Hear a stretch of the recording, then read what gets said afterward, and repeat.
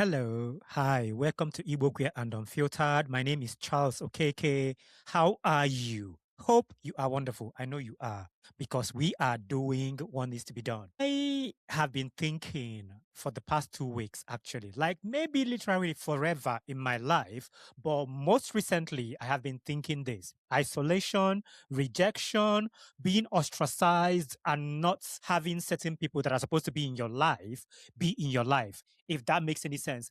And as queer people from Africa, queer Black people, these are some of the problems that we face. And this is the reason why a lot of people don't want to come out because they fear the rejection, the isolation, the loneliness, you not being in community with people that are supposed to care for you. And this is something I was thinking about, especially this morning. So I woke up today. I was in the kitchen and my man was he loves warm water in the morning, and I drink water in the morning as well. And we were having these conversations. He was just talking to me. And I said to him, I have been thinking about something forever. And this is one of the problems I had before I came out to my relatives. And he was like, what is that? I said, isolation, rejection, being isolated. In case some of you don't know, according to dictionary, I just want to read this quickly so that some of you will understand where I'm coming from. It refers to the state of being separated, detached, or alone, either physically from people or surroundings or socially, often leading to feelings of loneliness. That may not be the case for everybody. You're not going to be lonely, but at the same time, you may just be in a situation where your family excommunicate you. I know that's a big word, or that's wrong for this scenario. But you're not in community with them. You're not able to speak to certain people. You literally get no phone calls or check-in from anybody, from a lot of your family members. And this is something that I experience on a daily basis. There are relatives of mine who never call me, who have never spoken to me, who don't care about me, and they only care maybe when something financial happens or someone passes away, there's a funeral, there's so many other things. That's when they will remember that you are available, and then you'll be asked to contribute towards that. Or if someone is getting married or someone is struggling and things like this. But every other thing, you are isolated, you are detached, nobody fucking cares about you because you became the thing they warned you against. I became what I was warned against, what I was told not to do. I became those things. And I am a living example of that, in the sense that a lot of these people, some of them who are my ex-friends, who are from the same village as me, see me as the rebellious one, the difficult one, the too outspoken boy from our village, the disrespectful one, the one who is acting like he's not from Africa. You see where I'm going here? You see what's happening here? This is a pattern that happens. And I totally from the deepest part of my heart and soul understand when a lot of our people don't want to say I'm gay and this is who I am, because it is hard. It is fucking difficult and miserable to sit there and look at people who are supposed to care for you, and even strangers speak to you crazy and insult you, attack you, and sometimes may even lead to your death. So I totally get this. It is not easy to be outspoken and live your life as someone who is gay and Black. I know this, but will I stop speaking? Will I stop living my life? Absolutely not. I am freaking happy with the way my life is today and how I'm living my life. Because at some point, many of us queer people will totally realize and understand that we are who we are. They are going to fear us. And we became that thing. Let them fear us. Let them have that problems. And you know what? We survived and we are surviving. I'm not saying that there are people who haven't gone through a lot of shit that maybe, unfortunately, be the end of them. I understand this totally. But boy, are we survivors. We are surviving. We did not choose to be who we are. We did not choose to be born into families who will never understand. I saw a podcast. I did not watch the whole episode. I think it was a snippet of it, and it was some NFL guy. I think he's called Cam Newton, and someone was on the podcast, and this man was speaking about how gay people and queer people are treated in the Black community, especially in the Black churches and things like this. And it was so refreshing the way the two of them had this conversation. It was so amazing. The man was like, I am not going to disown my child and not love my child if my child happens to be gay. And he said that some pastors in some of the churches where he goes to and where they preach have come to him and said to him that I agree with everything you are saying, but the truth of the matter is, if I speak about this in my church, I will lose my congregation. My dear, let them go. The right people will come to your church. If you are a man of God, according to you, Lot, the way you say it, if you preach that homosexuality, people should be loved regardless of their sexual orientation, that it is come one, come all, anyone, any fucking person that decided not to come to your church, that person is not supposed to be there anyway. The right people are always going to come. I use myself as an example all the freaking time. I have the right people in my life who are supposed to be in my life, and they are here with me. I've seen that man's face on that show. I think maybe he's the husband of a particular woman I follow on TikTok. I'm not quite sure. He looks quite familiar, but my goodness, I was so appreciative. I was so thankful. He gave so many examples of other queer people who stopped coming to the churches and things like this because of the way they were spoken. Because they kept telling them, "Oh, you are a sinner. You are this." Who fucking told you that homosexuality and queerness is a sin? I do not understand this sometimes. Sometimes I'll be like, do I even really know why a lot of you think that someone being gay is not natural? Who will choose to be a homosexual? Did you choose to be straight? Nobody chooses their sexual orientation. It just feels like we are singing and singing and singing and talking about the same thing every fucking day. As I was saying earlier about a lot of our people not wanting to come out, it's because of a lot of this nonsense.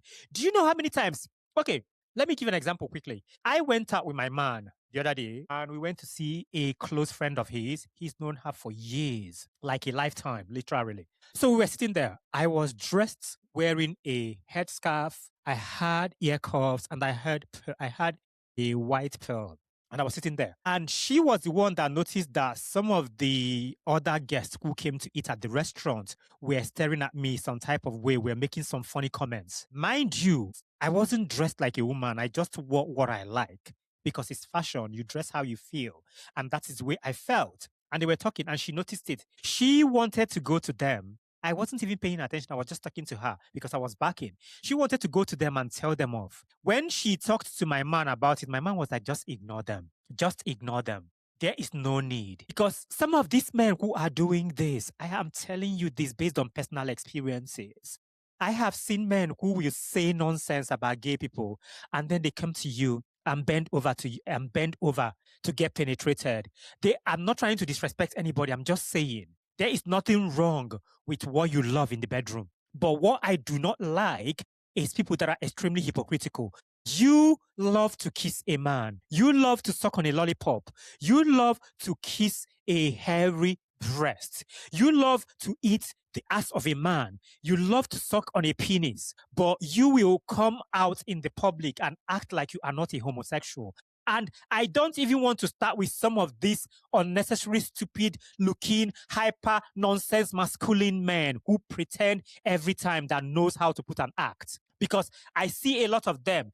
I remember someone saying to me, "Oh, why are you walking on the street with this person? People will think you are a homosexual." And I'm like, okay, can I not be friends with anybody that I want to be friends with? Mind you, this was my flatmate at the time and I hadn't told him that I was gay. A lot of people are carrying their nonsense internalized homophobia and they use the name of God to do this nonsense. And I watched this with this man. The conversation was so freaking refreshing. I was so happy to see Black men having these conversations that are not gay men, who are extremely manly and know their sexual orientation. And I am going to tell you this here. I don't fucking care about what anybody thinks.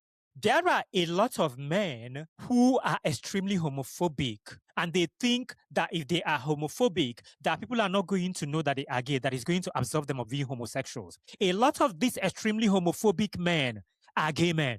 Because I have friends who are straight men who don't even care about who I sleep with, what I do. They don't feel uncomfortable. They come to my house. I go to their house. I spend the night. I do whatever with them. They don't even care. They are so okay with their sexual orientation. One of my closest friends is always confused when men are homophobic because he'll be like, what is your problem? Why do you care? It doesn't have anything to do with you. You are not attracted to men. Why are you worried about what other men do? Because some of you who tend to be this extremely homophobic, who always preach against it, you have fucking massive skeletons in your cupboards. And that is your problem. We are going to live our lives, whether you like it or not. I know I went on a tangent there, but it needs to be said because some of these people are so fucking hypocritical, my dear. My dear, whether they like it or not, we are going to continue to be that bold, confident, sexy, moisturized, hydrated, and unbothered, glowy Igbo gay man. All of us gay people, queer people, LGBTQIA plus individuals are wonderful, and we will continue to be who we are. I will continue to fucking dress how I want to dress. I don't care if you think that that is too gay. That is your problem.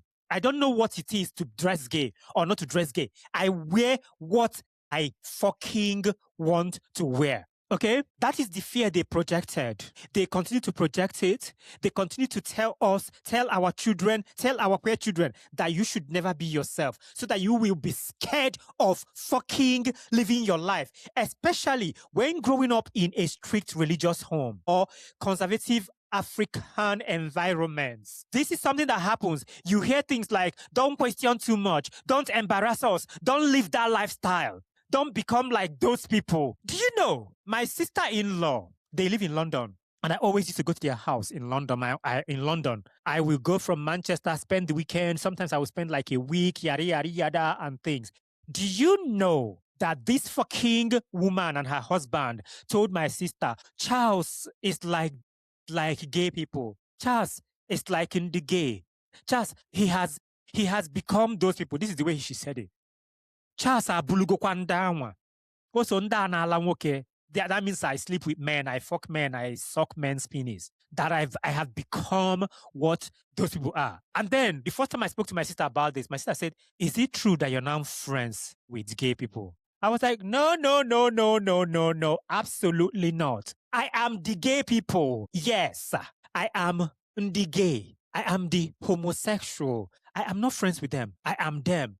I was like, what? I said yes. And we had that conversation. My sisters still speak to me up until today. They support me. My brothers not. My sister-in-law not. I will never care because they were like, do not ever become those people. But I'm those people. And they were like, oh, he went to the UK to learn how to be homosexual. Do you know that this fucking cow weaponized my dead mother in relation to this? Very disrespectful. She was like, if my mother-in-law was alive, this will not happen. I will complain to her. I'm like, fuck you. You do not love me. You don't care about me. You don't care about my mental well-being, my emotional well-being. You do not care how I feel, my safety and everything. So do not do that nonsense. Those warnings weren't about safety. None of these warnings are ever about safety. They are always about control. They were about control. They are always about maintaining a predictable script. You should follow this. If you don't fucking follow this, your life is in danger. You are isolated, you are ostracized, and every of those things. And let me tell you something. The moment you stepped outside of that script, I said this in the last episode, you become the problem. You become the problem. Everybody will be very, very careful where you are. Nobody will want to talk about you. You become something that is a shame to them. My dear, you are not a shame to any fucking body. You are divinely created by the Creator. You are divinely protected. Your ancestors are protecting you. You are here for a reason. Queer people have always been here and will continue to be here after you and I are no longer here. Nobody is going to make you small. Of course, we have internal war. We fight within ourselves every fucking time. That is normal. That is okay. But do not let that war eat you up. Let that war make you fucking stronger. Let it make you a fucking warrior. Because you are a warrior. You are a fucking warrior. That's who we are. We are determined. We are fighters. We are survivors. We are powerful. Let me tell you, sometimes this is something that happens. Sometimes before we fully step into ourselves, there is always conflict. You have conflicts in yourself. That is why sometimes you see some of these really, really younger people who are always like, how do I do? What should I do? How am I going to do this? Blah, blah, blah. You are trying to fit into the right place to have your voice. You are negotiating your voice and you negotiated it properly.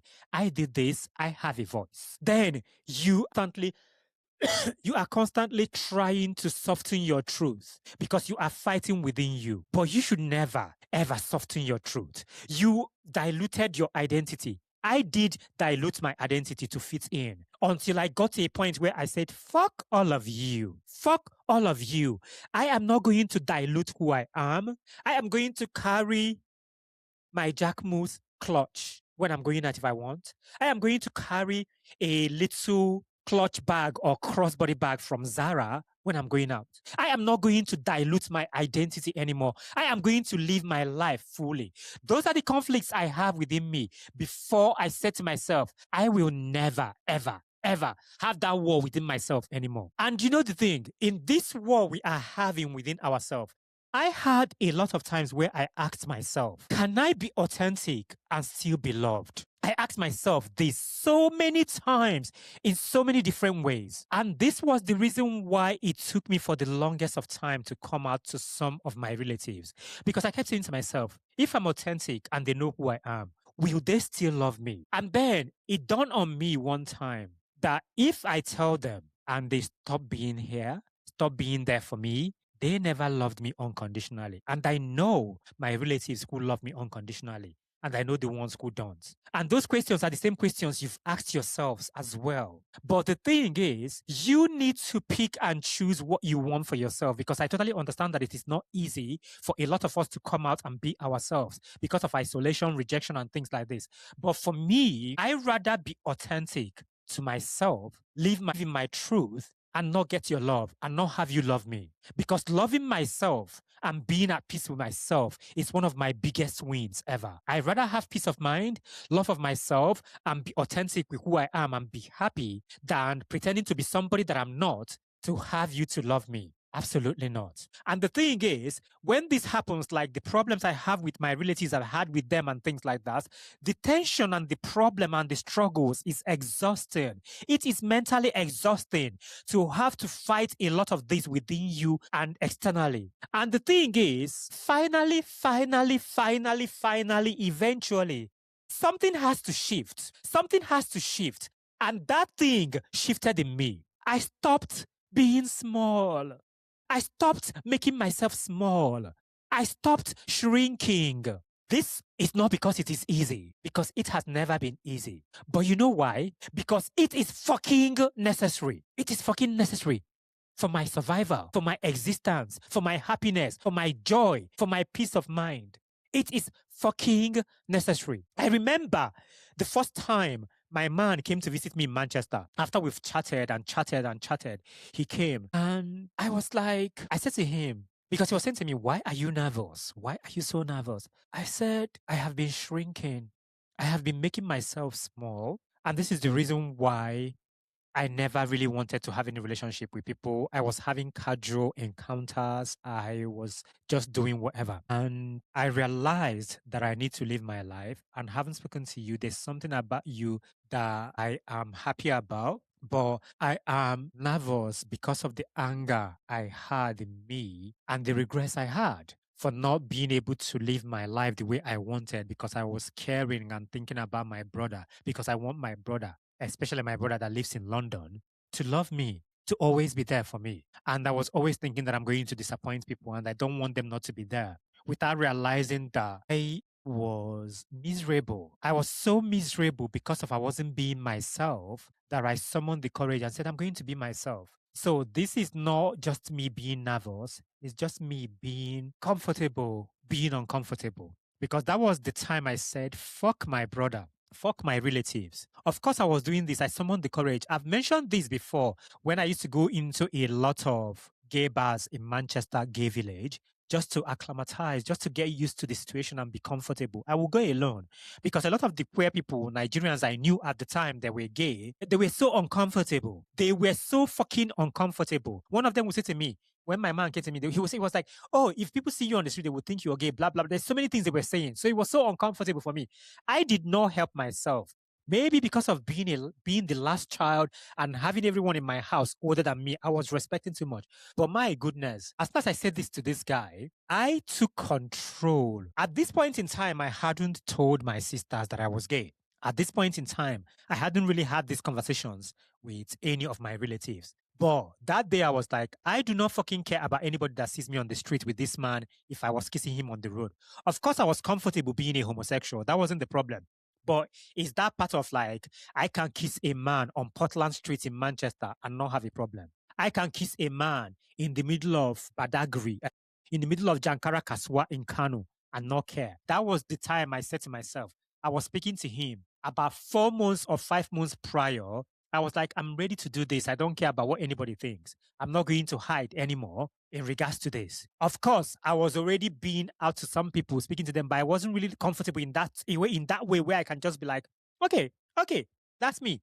I will kiss you. I don't care. But we always have our situations. I came out to a friend of mine as well, and he said to me, thank God you did not come out to me when we were at school at University of Maiduguri, because if you did, we wouldn't be friends anymore. Or something would have happened. But thank God that you waited these years after to tell me, because I'm a different person today. I have a lot more understanding, a lot more open-minded and things like this.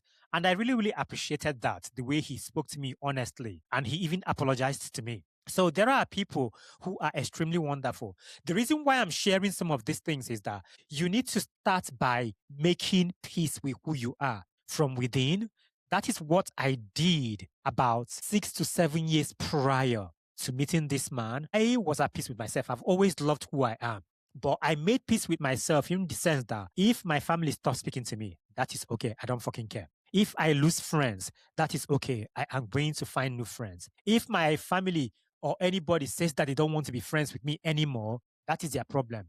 Those are the work I did. I found my voice. Visibility is important. And sometimes some of these people see it as disruption. When you live openly, especially as a queer African person, your existence becomes extremely political. Not because of you want it to, but because silence was the expectation. Visibility disrupts denial. It forces people to confront what they were taught to ignore. And some of our people react with extreme anger because your courage exposes their fear. I am going to give you a typical example. Go and check my TikTok, my own kind of runway. Go to my Instagram and check it and see a lot of the insults I get just because of I'm visible. I am living in my truth. I am saying I'm a gay Igbo man who is glowy, juicy, sexy, moisturized, hydrated, and unbothered, protected by my ancestors, divinely protected. I say this in my videos. I say I'm a gay Igbo man with my full chest. And it is a massive problem. Some of them react in extreme anger that I do not understand. But that is their fucking problem. Because I am glowy, juicy, and doing what needs to be done. I do not care. Do I care? Do I care? No, absolutely not. There is a cost. Of course, there is a cost. But do we care? Because the thing is, becoming who they warned you about comes with costs. Because they said you become those people, you are now this person who don't want you. It comes with cost. Family wahala, family tension, rejection from the church, religion. Your community will gossip about you. They will say, oh, that one that sleeps with men, his backside is leaking. Maybe he has disease. He's riddled with disease. It's only God that knows. Maybe he's doing it with money. Oh my God. God has punished his father and mother. What a disgrace to his family. I wonder what they did. What did they ever do wrong for this child to be gay? What a shame. Another thing is like sometimes you may have loneliness, but the thing is your growth is rarely applauded by those invested in your conformity. And the alternative is for you to erase yourself, self-erasure. And we are not going to do that. We are not erasing ourselves. We are going to be here. We are going to live our lives. We are going to be the vibes because we are. We are going to be fabulous because we are. We are going to be amazing because look at us. Look at us. We are always doing what needs to be done. I know that whole thing, loneliness, the struggles, it's a price that you pay. It can be heavy for some of us, but that is a price that I am ready to pay. Because look at me, I am at peace, I am happy, I am doing what I want to do, I am living my life unapologetically. I am not shrinking. I am not miserable for being who I am. I am not ashamed. So I am good. We are good. I was talking to a friend yesterday, and this is a friend I speak to a lot. And I said to them, we need to always reframe what we've been told, the narrative, the story. We need to do this. We need to continue to do this. And the thing is, think of it this way. If that person that was told that you are rebellious, that you are a disgrace, that you are a shame, what if you are the honest one? Because from where I am sitting, I am the honest one. What if the disrespectful one is just extremely refusing to obey blindly? What if that person, like me, who was told that you are the un-African one, is actually redefining what to be African mean? Because, as I say, I am an Igbo man, at the same time, a gay man. I am an African man, at the same time, a gay man. All of those things are what I am. Every fucking generation has people who stretch the boundaries. And when they do, they are really comfortable, but they are extremely necessary. They are extremely important, extremely needed, extremely necessary. And we are necessary because we are changing the world.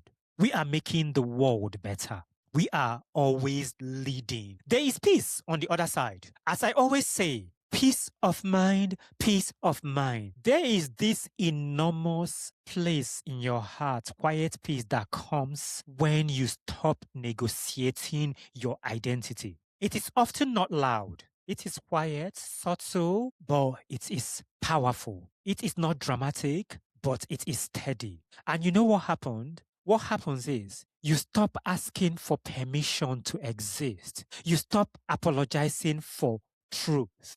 You stop chasing approval from people and systems that were never designed to hold you safely. That were never designed to keep you safe with your safety in mind. And the thing is, the truth of the matter is that peace we have is worth every bit of it. It is worth every bit of the discomfort that came before it. Because let me tell you something, the amount of discomfort and wahala and troubles that I have gone through and I came out on the brighter side, my goodness, the peace of mind, the place I am mentally, emotionally and otherwise is amazing. And I will never, ever, ever not be who I am because I did not choose to be gay. I did not create myself. I did not give birth to myself. My parents made a decision to bring me into this world.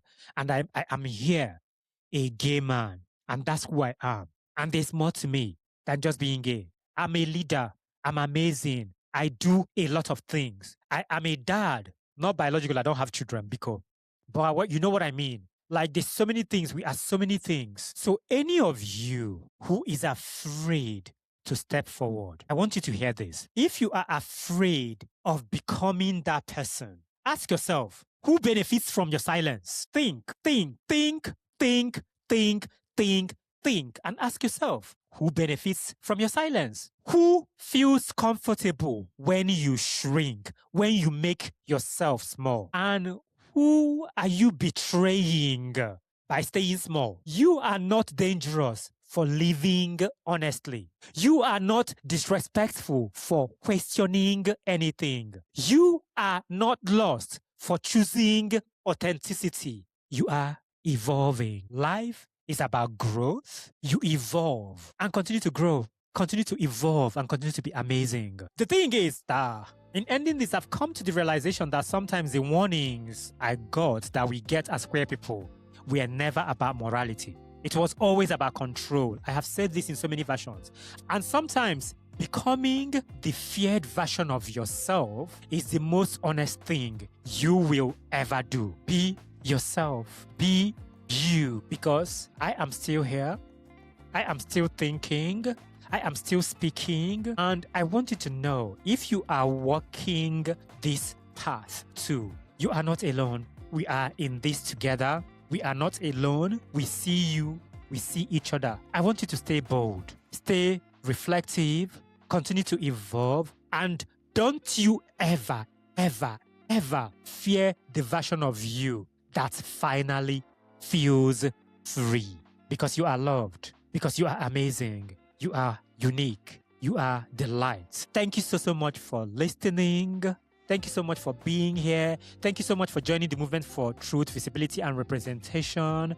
I have been Charles Okeke. This has been Igbo Queer and Unfiltered Podcast. Have a wonderful time.